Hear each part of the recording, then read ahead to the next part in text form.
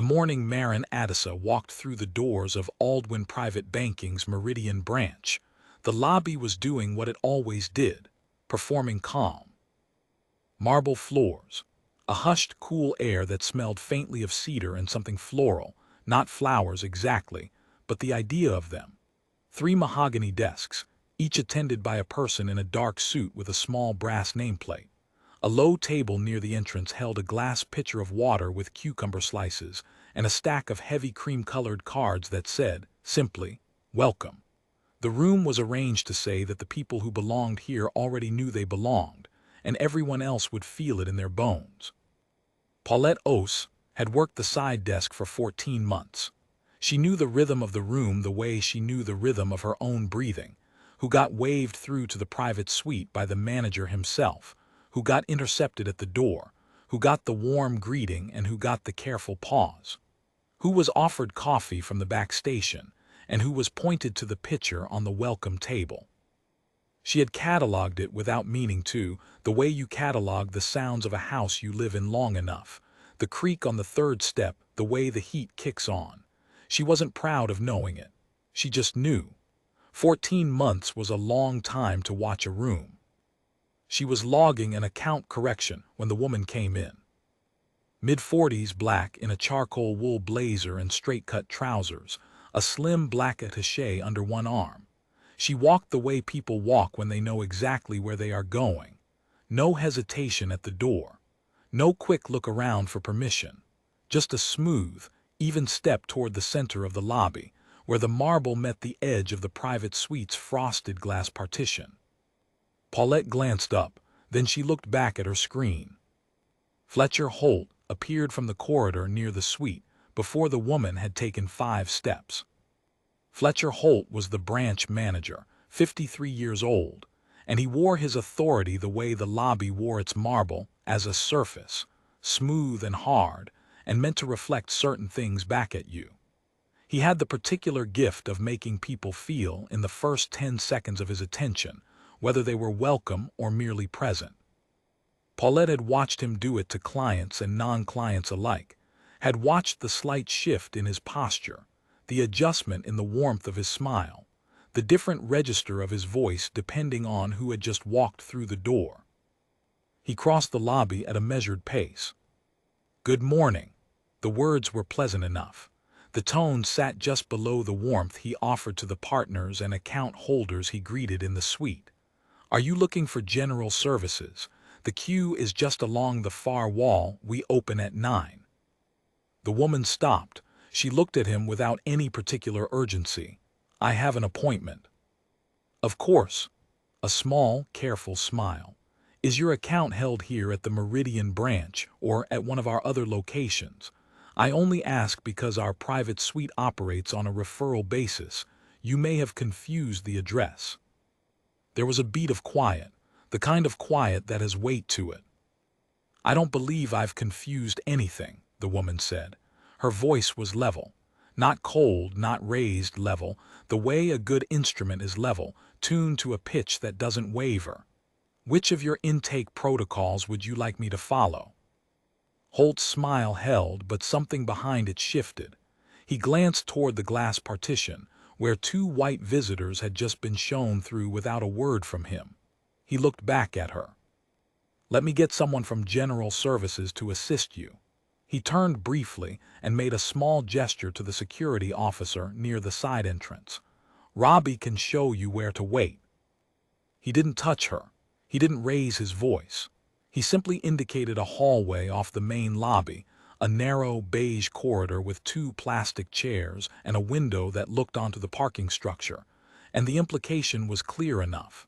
She would wait there out of sight until someone decided what to do with her. Paulette's fingers had stopped moving on her keyboard.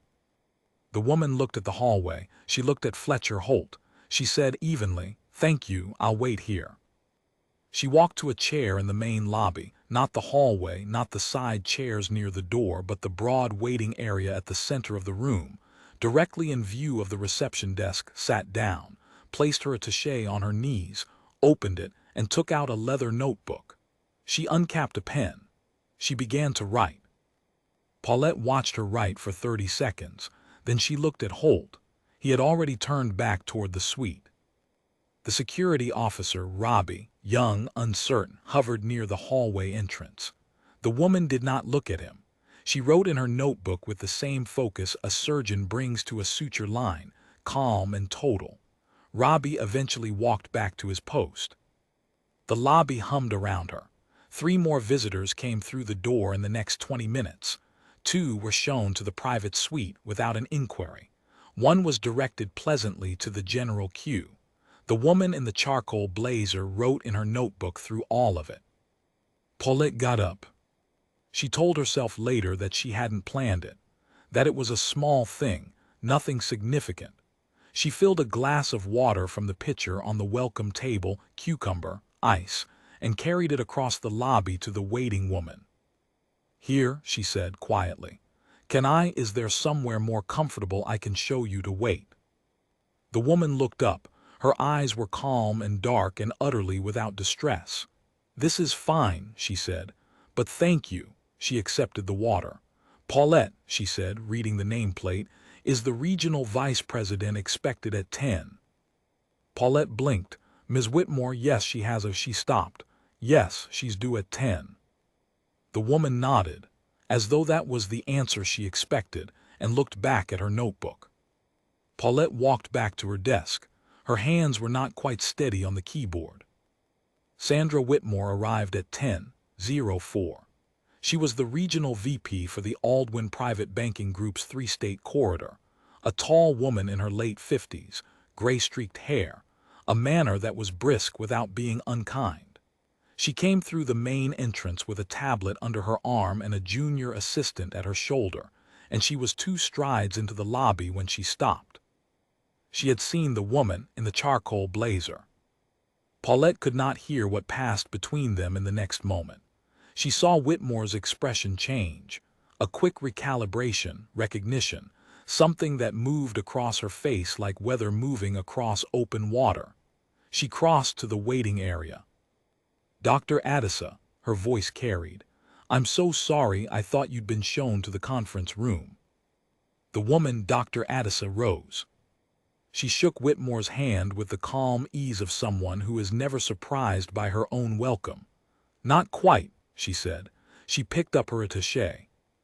Holt appeared from the private suite corridor.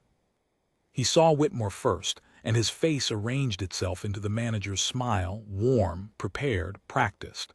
Then he followed her gaze to the woman in the charcoal blazer, and the smile did not exactly fall. It became something else, a very careful stillness. "Fletcher." Whitmore's tone was neutral in the way that very pointed things are neutral. "This is Dr. Marin Addisa, Regional Compliance Director for the National Banking Oversight Authority." She paused.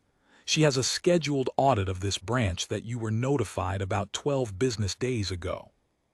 From the side desk, Paulette heard her own breath go out of her body. Dr. Addisa opened her attaché and produced 2 documents, a credentials packet bearing the NBOA seal and her photograph, and a formal audit authorization on letterhead, countersigned by the District Oversight Office. She handed them to Whitmore. She did not hand them to Holt. She looked at Holt. "I arrived at 9:47, she said. "I introduced myself and indicated I had an appointment. I was redirected twice and offered a hallway to wait in." She said it without heat, without flourish, as a person recites facts that are already in the record because she has been putting them there, in her notebook, for the last hour and 7 minutes. The lobby had gone very quiet, not the performed calm of the morning. A different kind, the silence of a room that understands all at once that something real has just happened. Whitmore looked at the credentials. She looked at Holt. Whatever she saw in his face confirmed something she had not wanted to confirm. She handed the documents back to Dr. Addisa. "The conference room is ready," she said, "whenever you are." The audit took 4 days. Paulette learned this in pieces from the hushed conversations near the copy station. From the look on Holt's face the morning, the NBOA team arrived with their access authorization and their laptops and their practiced, unflappable efficiency. They moved through the branch like water through a system, touching every intake log, every visitor record, every seating assignment and callback slip. Dr. Addisa was rarely visible. When she was in the conference room at the head of the long table, or moving quietly between the filing stations, or standing at a window reading a printout with her pen in her hand. Fletcher Holt was suspended from duties pending review on the second day. He did not make a scene. He simply stopped appearing, and a regional manager from the district office took the desk. The security officer, Robbie, gave a formal statement and was not disciplined. He had, the investigators noted, acted on the branch manager's direction, hesitantly, and had withdrawn when Dr. Addisa declined to move. The audit found what it found: a documented pattern across 18 months of intake records, differential service assignment by race, consistent and statistically significant. Black visitors directed to general services at a rate 3 times higher than white visitors presenting with identical account documentation. The private suite's recorded guest log showed no black visitors over a 4-month period in which the branch had processed over 200 appointments. Callback slips issued but never followed up. Appointment confirmations logged but not honored at the door. The pattern was not written down anywhere as a policy. It did not have to be. It lived in the small decisions: the intercept at the door, the practiced redirect, the offered hallway, the guest log that never quite filled the way the branch's own metrics said it should, decisions that Holt made and that his staff had learned by watching to replicate. A system without a memo. The worst kind, because it could always be attributed to accident, to oversight, to a simple misunderstanding about who had an appointment and who had confused the address. The National Banking Oversight Authority issued a formal corrective action order. The order required Aldwin Private Banking's Meridian branch to rewrite its entire intake and services assignment protocol, implement mandatory equitable service training for all branch personnel, and submit to a second audit within 6 months. The order was a matter of public record.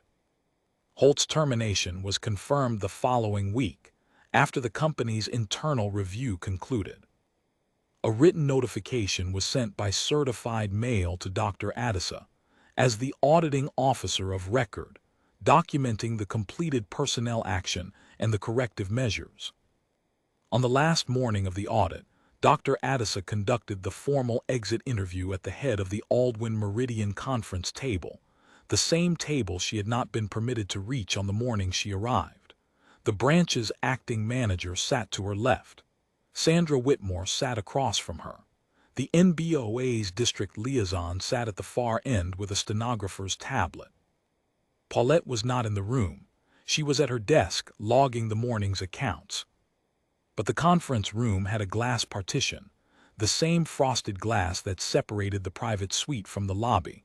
And when Dr. Addisa stood to deliver the closing summary of findings, Paulette could see the shape of her through the glass.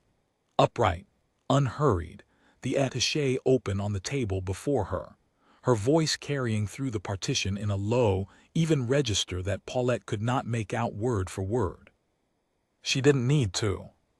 She had watched the whole of it beginning to end, the redirect to the side hallway, the notebook opened in the lobby chair, the glass of water, the credentials produced without drama or triumph, just plainly the way a person sets down a truth they have been carrying patiently and for a long time. The 4 days of quiet, methodical work, the record assembled, the order filed. Paulette thought about the moment she had crossed the lobby with the water glass. A small thing.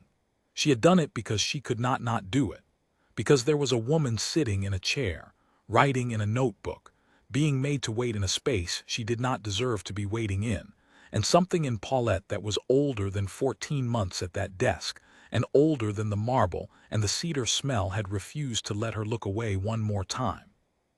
She thought about what Dr. Addisa had said: "This is fine, thank you." Not reassurance, not anger, just the facts.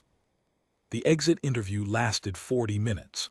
When it was over, Dr. Addisa came out of the conference room and walked across the lobby toward the entrance, her attaché under her arm, her stride the same even, unhurried pace it had been when she walked in that first morning.